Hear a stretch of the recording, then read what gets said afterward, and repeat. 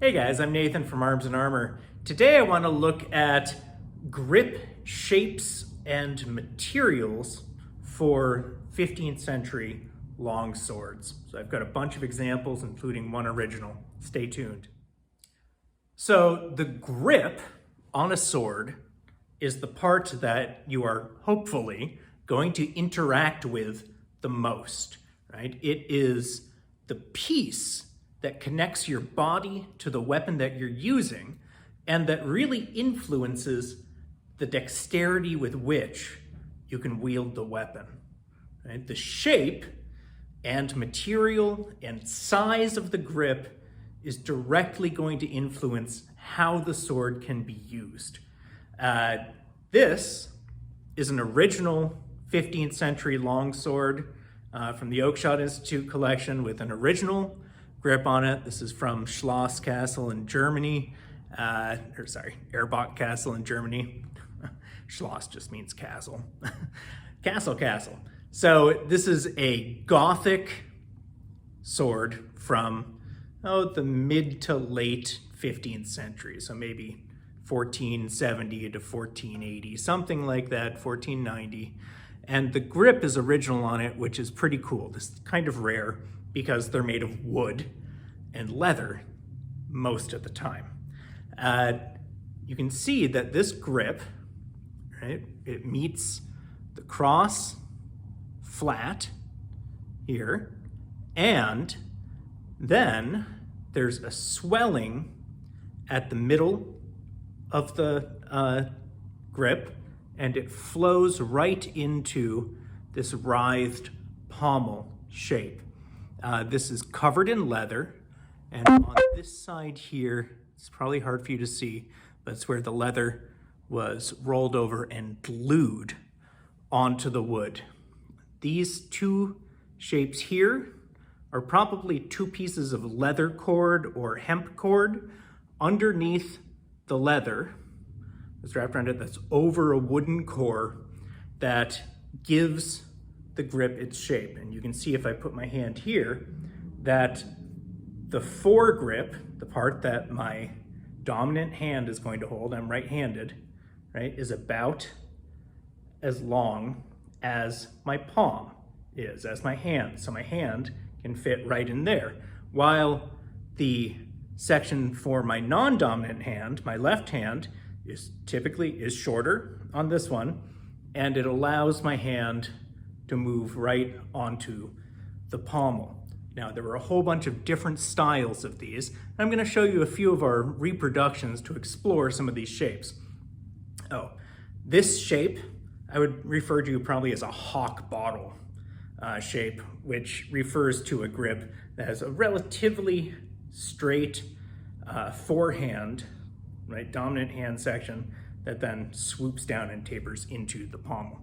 So let's take a look at a couple other pieces.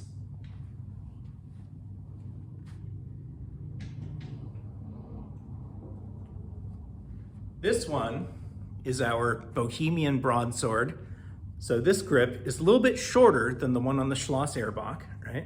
You'll notice that the fore section of the guard, where my dominant hand goes, ends before the whole size of my hand. Now, this doesn't mean it's too small for me. It means it interacts with my hand in a different way, right? When I wrap my hand around this, the central riser is between my ring finger and my pinky finger, which gives me all kinds of leverage on there and really fits my grip. My bottom hand, when I want to use it, can fit on the grip and the pommel. So the pommel is an extension of the grip on this sword. Now this, I would argue, is a riding sword probably, more than a sword for war. Right? The Schloss Erbach sword is a sword for war. That's probably why the grip is a little longer. You might have been wearing gauntlets while using it. This sword, you were probably unarmored mostly while you were using it. It's from same time period, same general region. It's also in the Gothic style. It has a single riser in the center, and that interacts with those fingers rather than being between your hands. It's between your fingers.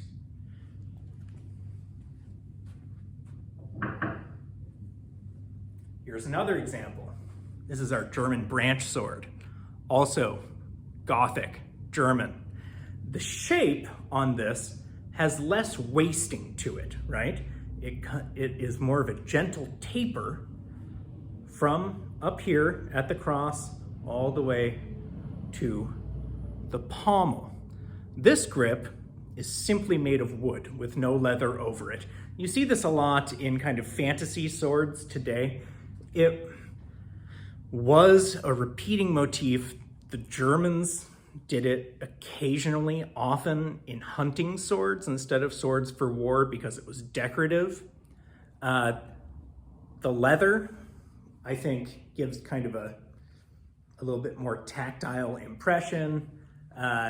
This one, they left wood probably because of the carving of the wood, which was highly decorative, right? So this is, well, I think this is walnut.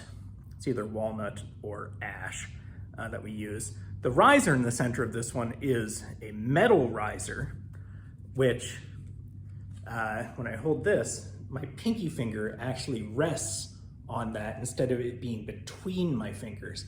And the balance of the sword is best when I have my hand right up to it. Again, the pommel is an extension of the grip on this sword. It's easily wielded in one hand. If you're on foot, absolutely.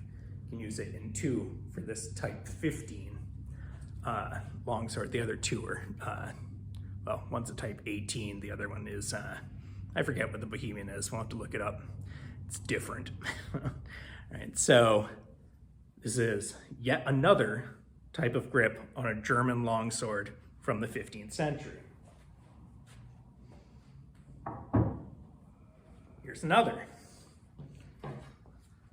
This is our Towton longsword. This is a sword for war. We named it after the Battle of Towton. This is also from the mid-15th century. And this one, you can see the grip is a really straight taper. It comes from the widest point up here at the cross and tapers consistently all the way down to where it meets the pommel. It has a riser right before the crossguard, a riser in the center, and then this custom version has twisted wire wrap here on the end of the grip. So on this sword, the grip, the transition into the pommel is abrupt and it's of a different kind, right? The pommel on this isn't an extension of the grip in the way the previous ones have been.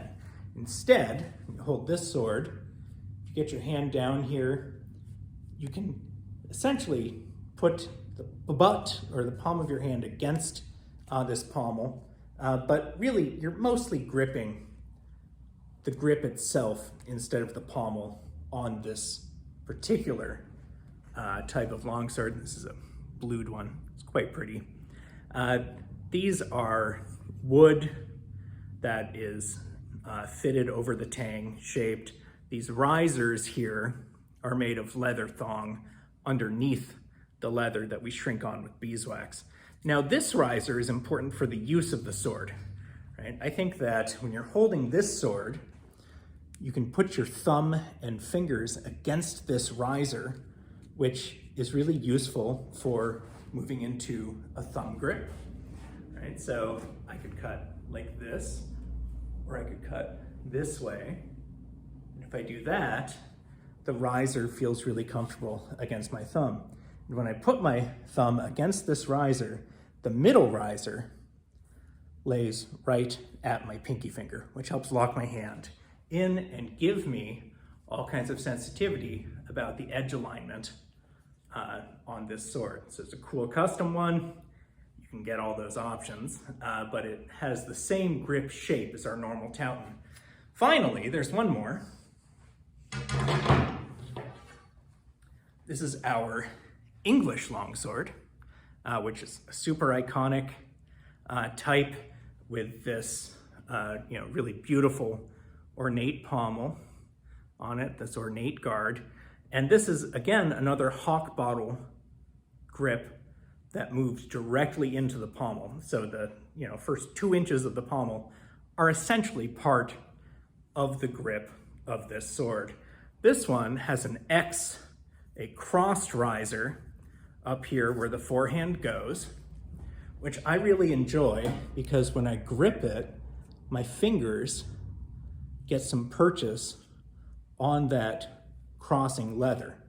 And there's also a riser up here, right before the guard, that lets you have your thumb there, right? You can be back from the guard a little bit, which I think is important actually. If your hand's way up here and you do complex parries, right, that you're moving to, your hand can get cut in the parry.